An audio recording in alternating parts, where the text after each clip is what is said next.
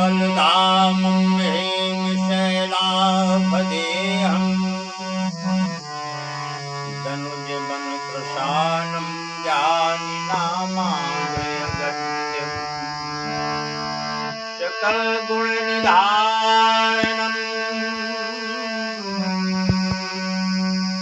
वानराणामधीशम्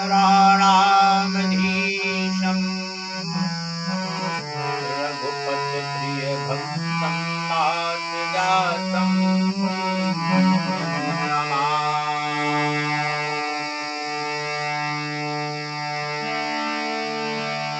वर्णानाम् अर्थसंघानाम् रसानाम् छन्दसामपि मङ्गलानां चाकर्तारो वन्दे पाणि विनायको।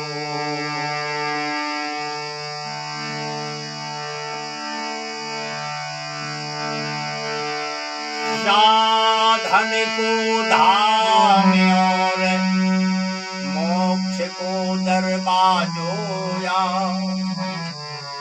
स्वर्ग और नरक लो अपवर्ग की नर शुभ धर्म कर्म विमल विवेक योग सुखगत सुख देनी है मानुष की देह समदेह ना अलगल जन्म मरण आदि दुख छेदन की स्वर्ग सुख भोग त्याग देवता लो चाह करे वृथा मत खोना प्यारे पावन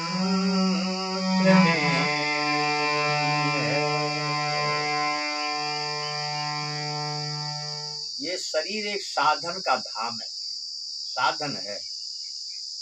इस साधन से जगत का व्यवहार और परमात्म चिंतन आत्मचिंतन इस साधन से सभी कुछ किया जाता है। लेकिन जब ये साधन को हम स्वस्थ रखेंगे, अगर हमारा ये साधन स्वस्थ नहीं रहेगा तो हम स्वस्थ चिंतन नहीं कर पाएंगे। तो हमें इस साधन को स्वस्थ रखना है। जैसे हमारा एक मकान है, हमारे रहने का साधन है, उस साधन को हम अगर सुरक्षित नहीं रख पाएंगे तो हमारा साधन सुरक्षित नहीं रहेगा। ऐसे ये शरीर हमारा साधन है। इस साधन से हम सभी कुछ कर सकते हैं,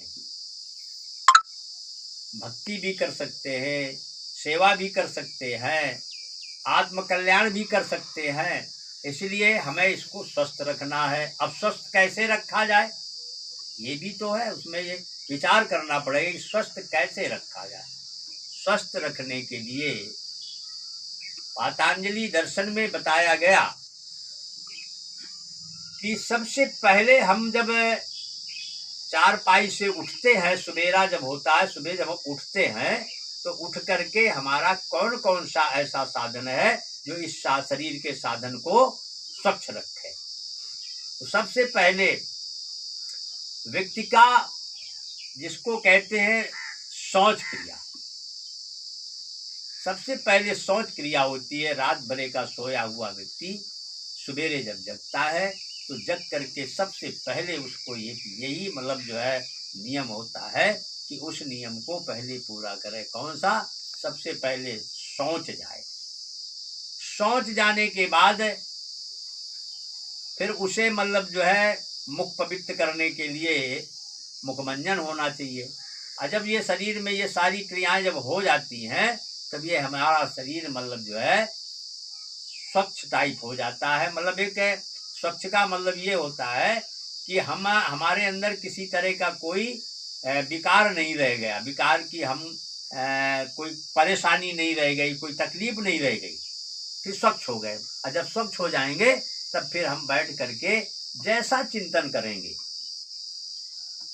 अब उसमें स्वच्छता का एक और काफी वो मतलब जो है इसमें पतंजलि ने दिया कि हमारा भोजन कैसा होना चाहिए, खान पान के विषय में भी बताया कि खान पान कैसा होना चाहिए, कितना हमें सोना चाहिए, कितना जगना चाहिए, कितना बोलना चाहिए। ये सब मतलब है पातंजल योग दर्शन से मतलब जो है बताया जा रहा है। उसके साथ साथ गीता में भी भगवान कृष्ण ने बताया, तीसरे अध्याय में भगवान कृष्ण ने गीता में बताया कि कितना सोना है, कितना जगना है। श्लोक के माध्यम से बताया कि नाथ संतस्त योगो न चैकांत मन संता न चात स्वपनशीलस्य जागृतो नैव चाय अर्जुन। भगवान कृष्ण कहते हैं अर्जुन से कि हे अर्जुन, उतना सोना चाहिए जितने से हमारा ये शरीर स्वच्छता की ओर चला जाए, उतना बोलना चाहिए। ये सब बैलेंस बना करके सोना कितना है, जगना कितना है, बोलना कितना है, इसको अगर हम अधिक बोलते हैं, अधिक सोते हैं, तो फिर शरीर में हमारा ये जो साधन है, इस साधन में नाना प्रकार की विकृतियां पैदा हो जाती हैं। फिर ये बताया कि इसमें भोजन कैसा होना चाहिए। तो गीता का श्लोक है, युक्ताहार विहारस्य युक्त चेतस्य कर्मसु युक्त सुपन्नाय बोधस्य योगो भवति दुःखः। अगर वो संतुलित आहार करता है, संतुलित बोलचाल करता है, संतुलित सोता है, संतुलित जगता है, जितना वो बैलेंस बना करके चलता है, तो वो कोई भी योग को सिद्ध कर सकता है। योग का सिद्ध जैसे कोई भी कार्य करना है, अगर उसके अंदर ऐसी क्षमता हो जाती है, ऐसा विचार हो जाता है, तो अपने कार्य को अच्छे ढंग में सफल बना लेगा। सफलता तो ही मतलब जो है हमारा एक मूल लक्ष्य है। किसी भी कार्य के लिए हम कदम उठाएं और वो कार्य अगर हमारा सफल नहीं हो रहा है तो हम अधूरे हो गए। इसलिए कार्य सफलता के लिए हमें उतना ही बोलना है, उतना ही सुनना है, उतना ही सोना है, उतना ही जगना है, जितने से हमारा शरीर का किसी तरह का कोई बैलेंस ना बिगड़े। बैलेंस बनाना है, और जब बैलेंस हमारा बन जाएगा तो इस जगत के जितने कार्य व्यवहार हैं जिसके जैसे, उसको उसी तरह से उचित रूप में तुम उसको करना शुरू कर दोगे।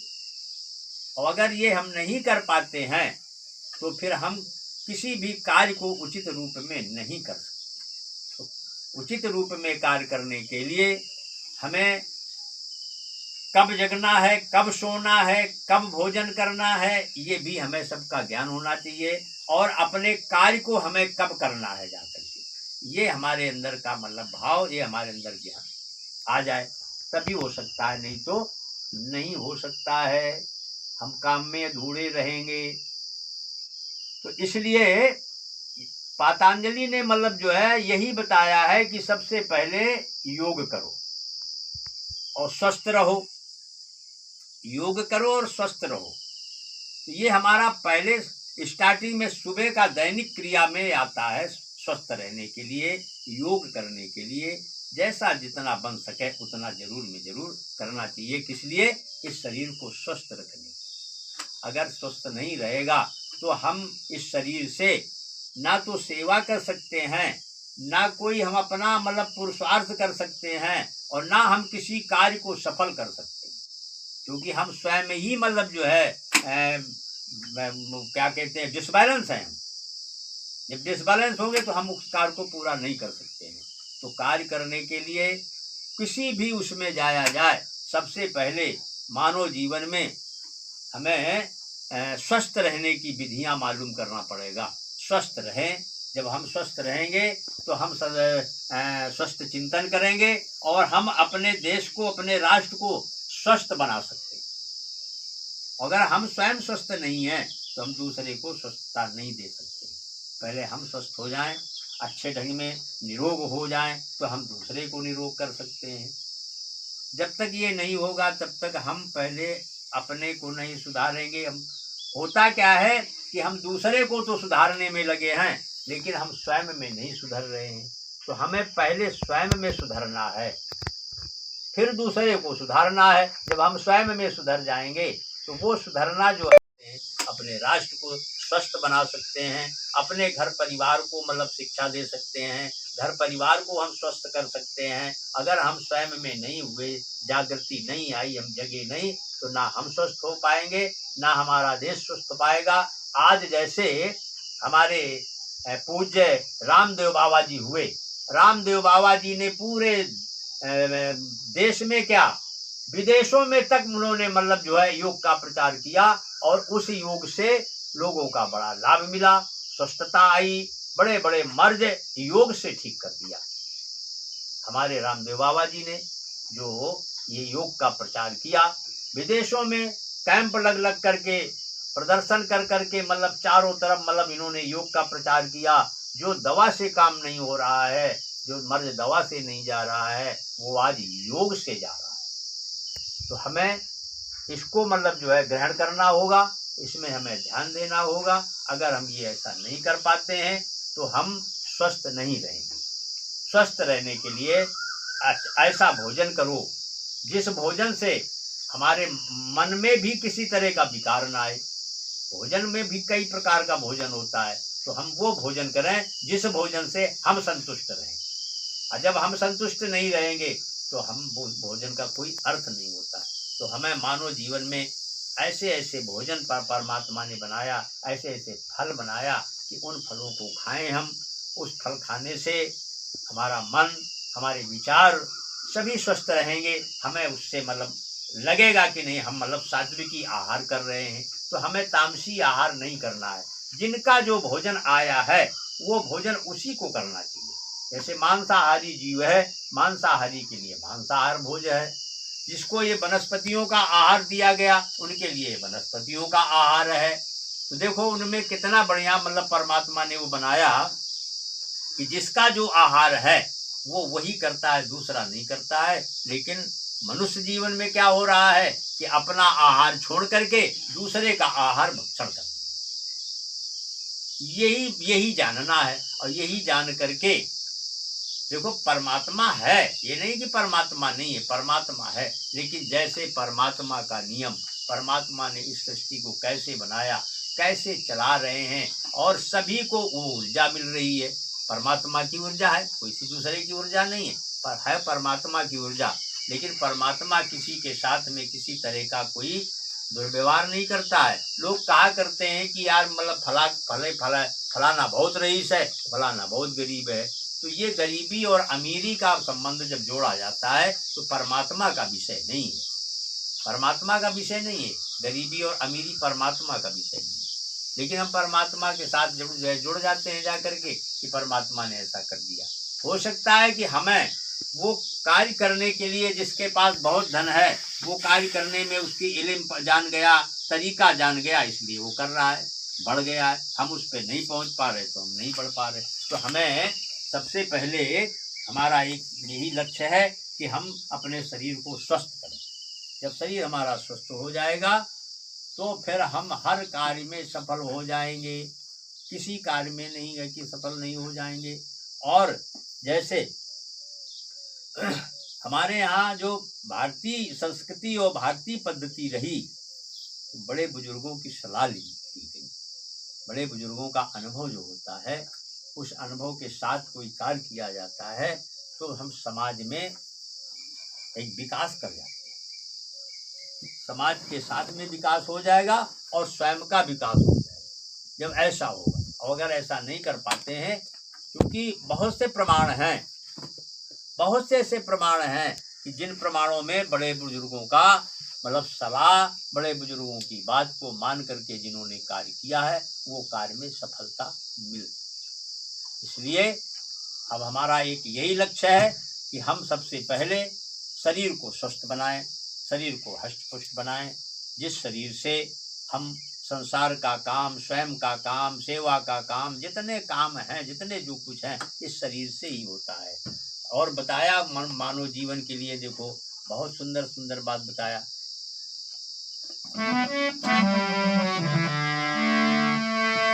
नर समान नहीं कौन देहि, अजीव चराचर याचत ते। नर समान, मानव जीवन के समान कोई दूसरा नहीं बताया गया कि इस मानव जीवन के लिए सभी जीव याचना करते हैं कि एक बार हमें मानव जीवन मिल जाए तो हम भी मानव जीवन का आनंद लें। ये महापुरुषों का वाक्य है, महापुरुषों का मतलब जो है अनुभव है, ऐसा नहीं, महापुरुषों का अनुभव है, बुजुर्गों का अनुभव है। मानव जीवन ही सारे आनंद ले रहा है, ले सभी कोई रहा है, ऐसा नहीं है, ले सभी कोई रहा है, लेकिन जो आनंद इस मानव जीवन में है वो आनंद किसी भी शरीर में। राधे राधे। तो गीत लगा दें। तो हमें देखो, हमें कौन कौन से काम मतलब छोड़ना है, कैसे करना है, क्या करना है। जैसे लोग भोगों में व्यस्त रहते हैं, ईर्षा राग द्वेष में व्यस्त रहते हैं। तो एक कवि का मत है,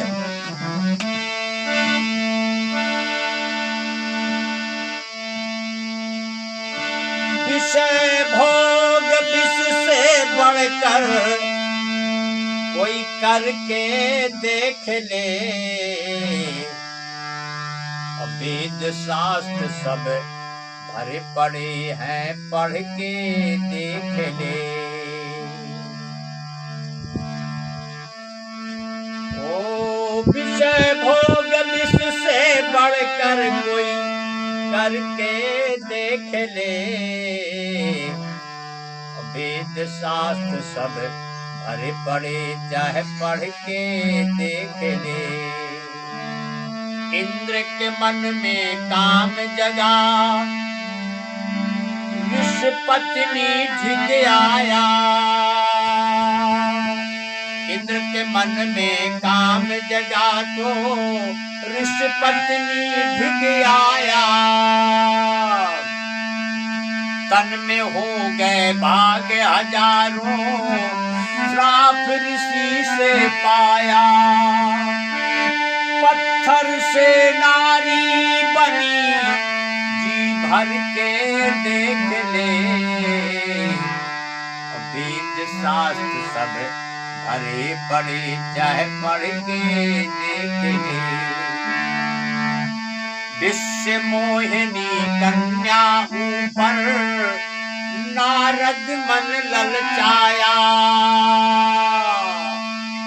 विश्व मोहिनी कन्या ऊपर नारद मन ललचाया। शकल बना दी बंदर की सी, प्रभु की ऐसी माया। काम बाण से व्याकुल नारद बन के देख ले, वेद शास्त्र सब भरे पड़े चाहे पढ़ के देख ले। ऋषियों से कोई तृप्त हुआ ना, ऐसा शास्त्र बताते। ऋषियों को तुम जो जो भोगो, त्यों त्यों बढ़ते जाते। ऋषियों से कोई तृप्त हुआ ना, ऐसा शास्त्र बताते। ऋषियों को तुम ज्यों ज्यों भोगो, त्यों त्यों बढ़ते जाते। आत्मानंद का आत्म अनुभव, आत्मानंद का आत्म अनुभव करके देख ले। विषय भोग विष से बढ़कर कोई करके देख ले। विषय भोग विष से बढ़कर कोई करके देख ले। वेद शास्त्र सब भरे पड़े चाहे पढ़ के देख ले। वेद शास्त्र सब भरे पड़े चाहे पढ़ के देख